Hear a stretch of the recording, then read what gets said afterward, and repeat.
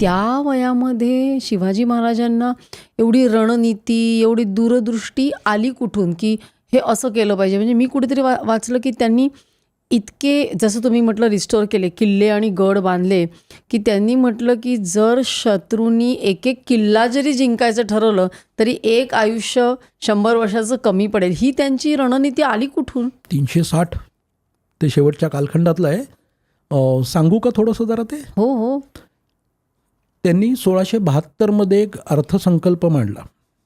1672 रायगडावरती जर तुम्ही गेलात तर रायगडाला खालती रोपवेला जे एक म्युझियम आहे तिथे तो आहे अर्थसंकल्प. जाबिता खत या नावाने तो आहे आणि तो ओरिजिनलची रिप्लिका करून ठेवलेला आहे. त्याच्यावरती शिवाजी महाराजांचा सही आणि हे सगळ्या मंत्र्यांच्या सह्या बिया हे सगळं आहे, शिक्का बिक्का. तर त्यांनी 1672 एक अर्थसंकल्प मांडला ज्याच्यामध्ये जवळजवळ 20 ते 22 किल्ल्यांचं त्यांनी रिस्टोरेशन पुन्हा एकदा आणि ते संरक्षणात्मकदृष्ट्या कसे भक्कम करता येतील यासाठी त्यांनी एक अमाऊंट सँक्शन केली. आता बघा 1672चं कालखंडसुद्धा फार महत्त्वाचा आहे. या माणसाकडे किती मोठी दूरदृष्टी होती. म्हणजे काळाचा अभेद्य पोलादी पडदा भेदून बघणारी जी ती नजर आहे ना, ती सांगतो मी तुम्हाला, की 1672 साली हे सगळं झालेलं संभाषण, आता पुढलं मी जे सांगतो तुम्हाला ते, तर त्यांनी मंत्रिमंडळासमोर ते मांडलं. तर ते मंत्री म्हणाले, मंत्र्यांचं कामच आहे योग्य सल्ला राजाला देणं. तर ते मंत्री त्यांना म्हणाले की महाराज, गड किल्ल्यांवर फार पैका खर्च होतो. आपल्या राज्याचा अर्थसंकल्प आणि तो जे काय उत्पन्न आहे आणि हे त्या मानाने गड किल्ल्यांवर फार पैका खर्च होतो. आता ऑलरेडी आपण केलेत ना रिस्टोर. त्यावेळेला तुम्ही जे म्हणताना ते शिवाजी महाराजांनी केलेलं वाक्य आहे की दिल्ली, आपली शेवटची अंतिम लढाई ही मोगलांविरुद्ध आहे. असं साम्राज्य की जे आशियातलं सगळ्यात बलाढ्य आहे आणि जगातलं पहिल्या 3 क्रमांकातलं आहे. तिसरं पण नाही हं, पहिल्या 3 क्रमांकात आहे मोगल साम्राज्य शिवाजी महाराजांच्या काळात. औरंगजेबाच्या राज्याचा GDP हा वर्ल्ड GDPच्या 40% आहे. युरोपमधली काही राष्ट्र औरंगजेब विकत घेऊ शकेल इतकं औरंगजेबाच्या राज्याचं उत्पन्न आहे. आणि त्यांना टक्कर द्यायचं शिवाजीचं स्वप्न होतं. दिलं. स्वप्न नाही नुसतं, म्हणजे स्वप्न तर पाहिलंच आणि ते प्रत्यक्षात उतरवलं. तर ते उतरवायचं आहे. दिल्लींद्रासारखा शत्रू आपल्या उरावर आहे. त्यांनी महाराजांनी ओळखलेलं होतं की औरंगजेब एक दिवस खाली येणार, किंबहुना मी त्याला खेचणार खाली. कारण मी कितीही जरी हे झालं तरी माझी ताकद मी एवढी नाही वाढवू शकत की नर्मदेच्या पलीकडे जाऊन मोगलांना मी आव्हान देईन. त्यांनी एक टेरिटोरी ठरवलेली आहे. नर्मदेच्या पलीकडे जाऊन मी मोगलांना आव्हान देईन हे मी करू शकत नाही. एक सेनापतित्व आणि एक राज्यकर्ता म्हणून हे त्यांचं अद्वितीयत्व आहे. का नर्मदेच्या पलीकडे नाही? कारण ते सगळं सपाटीचा प्रदेश आहे. सपाटीच्या प्रदेशावरती युद्ध करायला तुमच्याकडे शत्रूच्या ताकदीच्या बरोबरीने ताकद पाहिजे. समोरासमोर युद्ध होणार ना. तोफखाना पाहिजे प्रचंड प्रमाणात, कारण मोगलांकडे आहे तो. जगातला अद्वितीय तोफखाना मोगलांकडे होता. घोडदळ आहे प्रचंड. आपलं झाडून झुटकून किती असणार आहे? आणि ते सगळं तर काही आपण युद्धात उतरवू शकत नाही.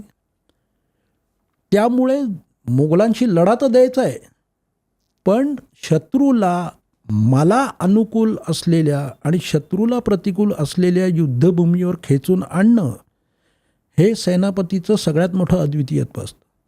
सुन झू नावाचा जो चायनीज तत्त्ववेत्ता होता, ज्यांनी 2-2.5 हजार वर्षापूर्वी जवळजवळ युद्धशास्त्रावरती एक महान ग्रंथ लिहून ठेवला आहे, त्याच्यात त्यांनी हे वापरलेलं आहे की शत्रूला प्रतिकूल आणि आपल्याला अनुकूल अशा युद्धभूमीवर जो सेनापती शत्रूला खेचून आणतो तो सेनापती विजयी होतो.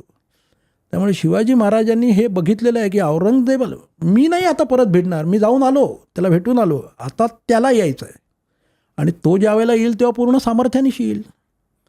मग मी काय करणार? त्यांनी मग आत्ताच्या आपल्या मार्केटिंगमध्ये जसं मोठं एक गोल देतात ॲनिव्हर्सरी मिटिंगला, आणि मग ते कसं अचीव करणार, मग ते छोटं छोटं फोड करून सांगतात, सो दॅट एकदम एक्झिक्युटिव्हजना वाटतं की वा आता हे अचीव होईल. तसं शिवाजी महाराजांनी ते सांगितलं. आता दिल्लींद्रासारखा शत्रू एकदम उरावरती येणार म्हटल्यानंतर ते काही मंत्रिमंडळ हबकलं असेल किंवा जे काय असेल ते, किंवा माणसं हबकतीलच, हे त्यांचं आत्मत. त्यांनी स्पष्ट सांगितलं, 300 हजरती आज 360 किल्ले आहेत.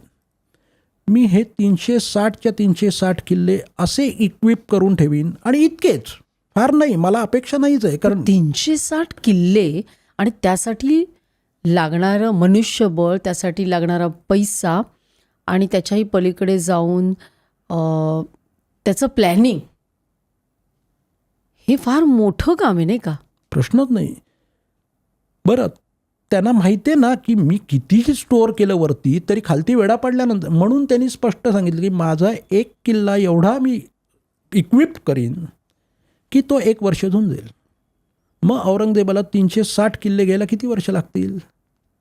एक लाईफ टाईम नाही पुरणार. 360 वर्ष ना, ऑटोमॅटिकली. एक किल्ला गेला 1 वर्ष, तर 360 किल्ले गेला 360 वर्ष. एका वर्षात तर काही 360 घेऊ शकत नाही तो.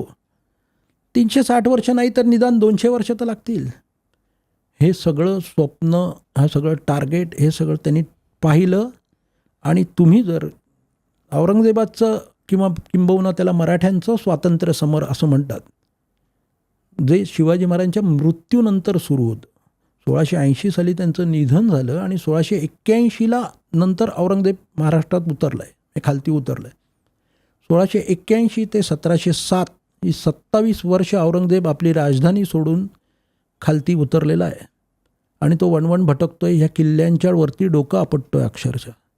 वर्षभर किल्ला लढवायचे मराठे, पावसाळ्याच्या पूर्वी किल्ला मोगल्यांच्या ताब्यात द्यायचे, ते सुद्धा लाच घेऊन. कारण हे औरंगजेबाचे जे सेनापती आणि सैन्य वगैरे जे होतं ते सुद्धा नंतरच्या काळात कंटाळलं होतं. 27 वर्ष म्हणजे त्यांना इथे येऊन त्यांची एक पिढी मोठी झाली, काही जणांची इथे लग्न झाली, पण परत दिल्लीचं तोंड बघायला मिळेल की नाही अशी शंका होती. ही क्लिप शेवटपर्यंत बघितल्याबद्दल खूप खूप धन्यवाद. संपूर्ण एपिसोड बघण्यासाठी खाली दिलेल्या लिंकवर क्लिक करा आणि सर्व काही चॅनलला सबस्क्राईब करायला विसरू नका.